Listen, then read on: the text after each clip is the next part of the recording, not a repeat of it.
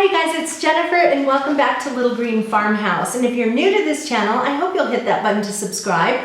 This is a channel about everything home related, gardening, cooking, crafting, cleaning, organizing, and you have just joined in for the very first video in a 14-week home organizing series. I'm going to be following along with a blog called A Bowl Full of Lemons, and that's at abowlfuloflemons.net. I'll link it for you in the space below. I did this challenge a few years ago in the house I used to live in. It was really wonderful. It focuses in on different areas of your house in different weeks. So the kitchen is 1 week, the dining room is 1 week, the linen closet is another week, and you go through all the things up until you get to your car in week 14. I did that. It was a great thing for organizing my house, and then the following year I went back and did a version of it where I just revisited some of the spaces that the organizational system hadn't really worked out very well. Now we have moved and we've been in our new house for 3 months. And while most things are put away, they're not as functional as I would like them to be. Some of the areas like really literally need organizing. Some, like my kitchen, just don't really have a good flow to how everything is set up, if that makes any sense. And so I am using this as a really great excuse for getting my house into order. So how these videos are going to work is that each week I'll tell you about that week's challenge, and this week's challenge is for the kitchen. Then I will go ahead and tackle that area that week. The following week I'll come back and I'll show you the before and after. And then after that, I will tell you about the next week's challenge. I also have a blog where there will be a coordinating blog post each week that has links to things that will help you if you want to do this yourself. My blog is at littlegreenfarmhouse.com. So you might want to go over there, and if you subscribe by email, then you'll get an email that will come up when I put up a post on there, and then that will remind you that that a video went up. But anyway, I will be having links to these little sheets with the stuff that you're supposed to do for the week and different things like that. Okay, so A Bowl Full of Lemons has changed how they're doing this a little bit, in that the owner of that blog, Tony Hammersley, came out with a book. It's a great book. I bought a copy of it last year. I'll pop in a picture of it for you here so you can take a look at that. So what they've done is, in previous years with the challenge, they've provided a free printable each week that has all the things, all the steps of things that you're supposed to do for the week. And essentially what you're supposed to do is purge, clean, and organize each space. But they get really specific on these. Well, now, because she's wanting you to buy her book, these things are not available very easily to find. They are still online, and I have the links to them, so I will give you the links so you can print these out, as long as she still keeps them up there.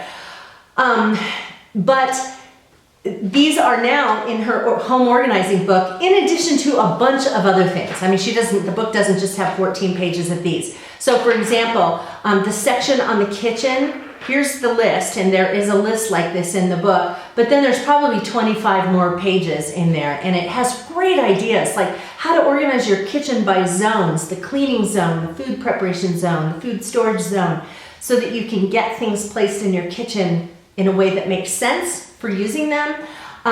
There are some things about decorating and some things about entertaining. The book is great, and I'm going to link that over on my blog post as well. That will take you straight to a link at Amazon.com for either the print book or the ebook. The print book is under $20 on Amazon, at least when I checked the other day, and the ebook is less than $8. Yeah, 7 something. So I would encourage you to get the book, because I happen to think it's a great resource, and it's beautiful. It has beautiful photos and everything, so I think it's well worth it. Okay, but let's talk about the challenge. So this, like I said, this list has all kinds of things. Like it says, clean out and organize all cabinets, clean out and organize all drawers, purge everything that's not used, expired, doesn't belong, collecting dust, clean out and organize fridge and freezer. So it lists all of these things.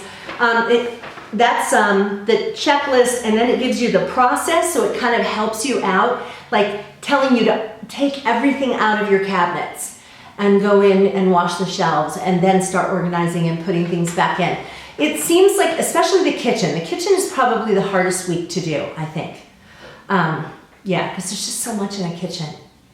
But you can do it one cabinet at a time. That's what I did last time, because I didn't want to just turn my whole entire kitchen into a disaster area all at one time. So I would just empty out one whole cabinet and work on that when I had an hour or so to do that. And by the end of the week, I had it all fixed up. So anyway, it tells you all about things to do for cleaning your appliances and everything. At the bottom, it has a shopping list. So if there are any things you need to get, like I listed that I needed a crock for utensils and that I needed some bins for my refrigerator. And then it also has a to-do list where you can put some things down that you want to do. I listed that I want to create specific zones in my kitchen. I also want to put liner in each of my drawers and cabinets, and that I specifically really want to organize my spices and my oils. I also wrote some other notes on here. So this is just a great thing to have on hand that kind of guides you for the week.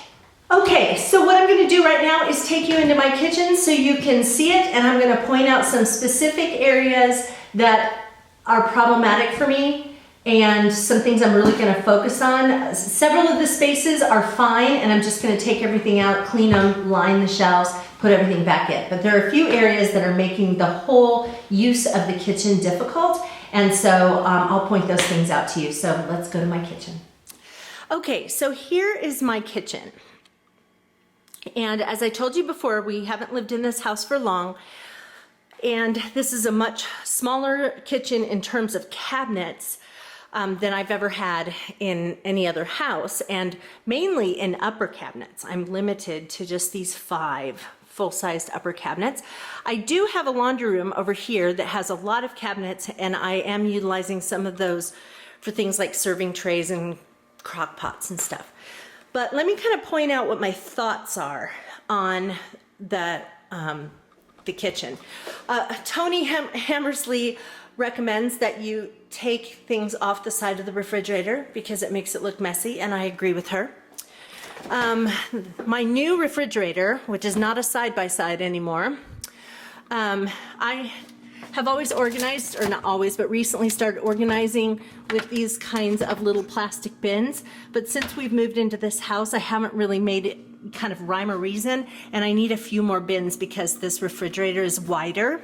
So I'll be doing that, and I will also be organizing the freezer space down below so that there are specific things in specific sections, like maybe there's bread in one section and then something else in another section. Okay, I have some issues with counter space. One of the problems is that my countertops are not as deep as normal counters are, because these just are very shallow. And this big toaster oven is taking up a lot of the space. So I got to figure out what to do with this. And then this I just don't have the luxury of decorative items on the countertop, so I'm going to have to get rid of those.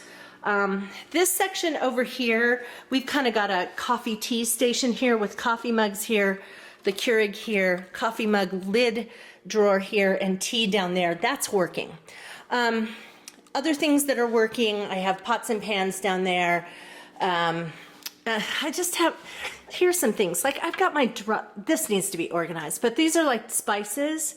And then these are kind of extra things for cooking. And then over here,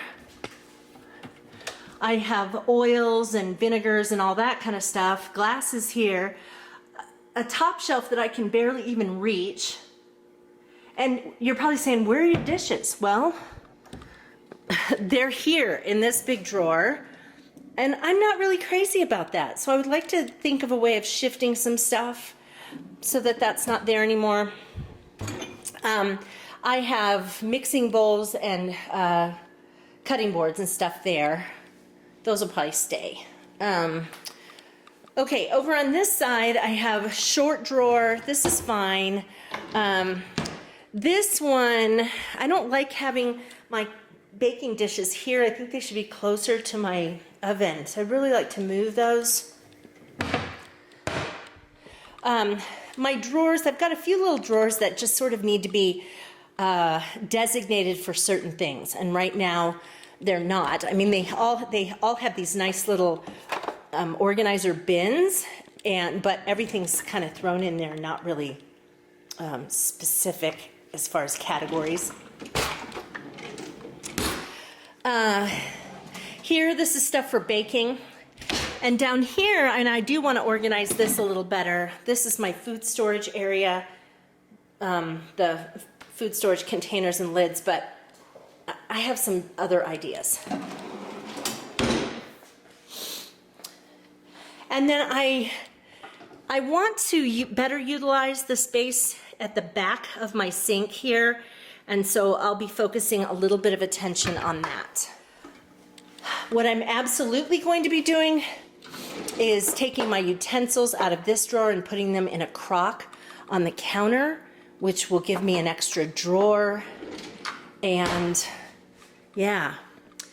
So, also this area right here ends up being a dumping ground. I mean, right now it has a little container with pencils and pens. This has our reading glasses because, of course, we can't read a darn thing without those. But it ends up just picking up other stuff. Like right now, it's got a flashlight and a pair of sunglasses and matches. And then this ends up being a place that kind of gets dumped on for mail and things like that. So I need to come up with some kind of a system for how I'm going to keep that cleared off, like another place to dump things. Oh, and one last thing. I love these canisters, but they're taking up valuable space. And so I may have to bid them farewell. But that's going to be one of the things that I'm going to be contemplating. All right, so I just wanted to show you really quick. I'm getting going on my kitchen and just kind of wanted to show you my thought process. I moved the toaster oven already, and it's already given me some great space. But here's where a bunch of shifting is going to happen. Okay, over here, I moved the toaster oven to down there. So there's a outlet right there. I can get it out easily enough. I don't know what I'm going to do yet with the upper shelf, but because I put that down there, now I have some baking dishes and I put the other ones on my dining room table. I want those to go in this drawer, which has my dishes. So what do I do with the dishes? Okay, what I want to do is put the dishes here and actually lower this shelf down a little bit, put the dishes here, lower that shelf up there down a little bit so that I can put more dishes up there if I need to and move this stuff. All right, so now in order to open up those things, what I need to do, I'm probably gonna get rid of everything that's up here, and that may go in the cabinet above the toaster oven. Might go in the pantry. And then I want to consolidate all of my spices, and these are little spice storage rack things, which I love, by the way, and kind of consolidate so all my spices are on one side, and then not have so many oils and vinegars and all that kind of stuff and have it on the other side, and just try to be a little bit more reasonable in what I have. So if I do that, then that means that place over there is going to be freed up. So you see how you kind of have to do all this advanced planning. All right, that is the plan so far. And so far, in just like 10 minutes, I got this cleared off and cleaned. I got this cleared off and cleaned. And I got the toaster oven moved. And now I got to keep going. Okay, you guys, that is it. So I hope that you'll be joining me on this challenge. You yourself can go over to the A Bowl Full of Lemons website to check things out over there, or you can just follow along with me. And you may want to go like a week after me, because if I came up with a cool way of organizing food storage containers or something, you might want to try that idea too. I don't know, it's up to you. But the goal is that in 14 weeks, toward the end of April, we are going to have everything organized, and it's going to feel great. I'll tell you, the last time I did this, It was just such a sense of accomplishment, and I'm really, really excited about doing it again. So thanks so much for joining in. Don't forget to go over to my blog at littlegreenfarmhouse.com and click to get your little sheet here. And then I can't wait to see you in future videos on Little Green Farmhouse. Take care, you guys. Bye-bye.